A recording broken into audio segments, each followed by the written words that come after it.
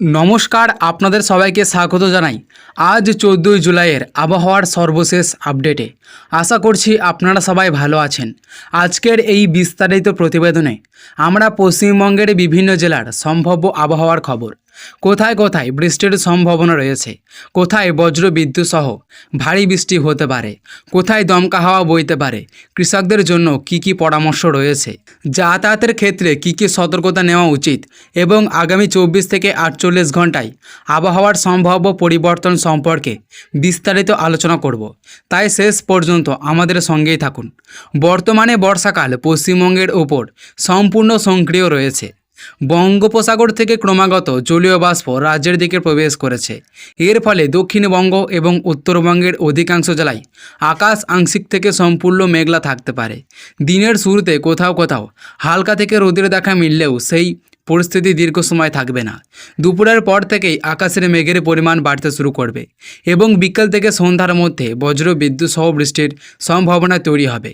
কিছু কিছু এলাকায় মাঝারি থেকে ভারী বৃষ্টিও হতে পারে। প্রথমেই দক্ষিণবঙ্গের আবহাওয়ার দিকে নজর দেওয়া যাক।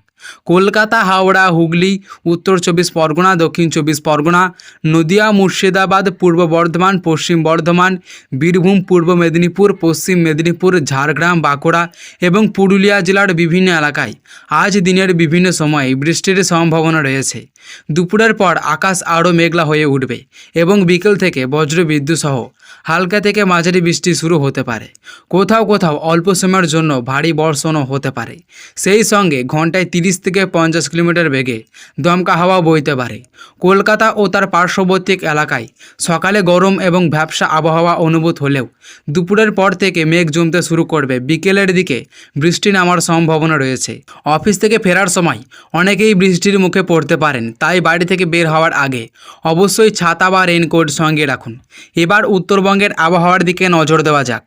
দার্জিলিং, কালিম্পং, জলপাইগুড়ি, আলিপুরদুয়ার, কোচবিহার, উত্তর দিনাজপুর, দক্ষিণ দিনাজপুর এবং মালদা জেলায় আজ দফায় দফায় বৃষ্টির সম্ভাবনা রয়েছে।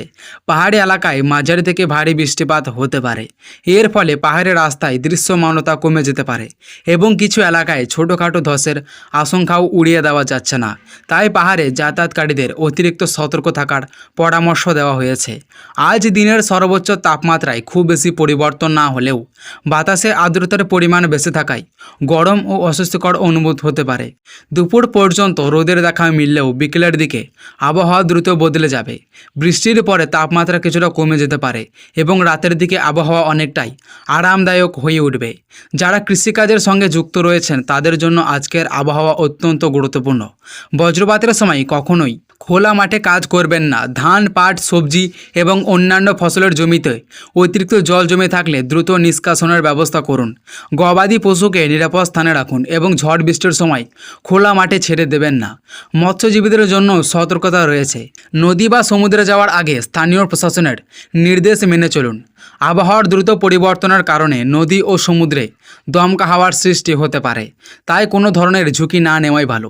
যারা প্রতিদিন অফিস, স্কুল, কলেজ অথবা ব্যবসার কাজে বাড়ির বাইরে বের হন তারা অবশ্যই আবহাওয়ার দিকে নজর রাখুন।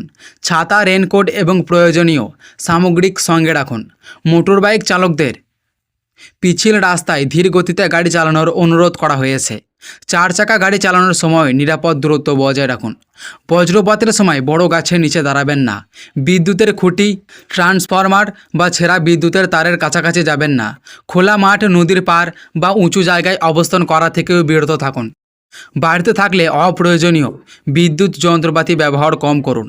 আগামী 24 থেকে 48 ঘন্টার মধ্যেও পশ্চিমবঙ্গের বর্ষার প্রভাব সক্রিয়ভাবে বজায় থাকবে। দক্ষিণবঙ্গের পাশাপাশি উত্তরবঙ্গের বিভিন্ন জেলায় দফায় দফায় বৃষ্টির সম্ভাবনা রয়েছে। কিছু এলাকায় মাঝারি থেকে ভারী বৃষ্টির কারণে জল জমা, যানজট এবং নিচু এলাকায় জলাবদ্ধতার সমস্যা দেখা দিতে পারে। তাই যাদের গুরুত্বপূর্ণ কাজ রয়েছে তারা সময় হাতে নিয়ে বের হওয়ার চেষ্টা করুন। তো সুপ্রিয় দর্শক, এই ছিল আজ 14 জুলাইয়ের বিস্তারিত আবহাওয়ার খবর। আপনার এলাকার এখন আবহাওয়া কেমন রয়েছে, বৃষ্টি হচ্ছে কিনা তা অবশ্যই কমেন্টে জানাবেন। আমরা প্রতিদিন আপনাদের জন্য নতুন আবহাওয়ার আপডেট নিয়ে হাজির হই। আজকের মতো এখানেই শেষ করছি।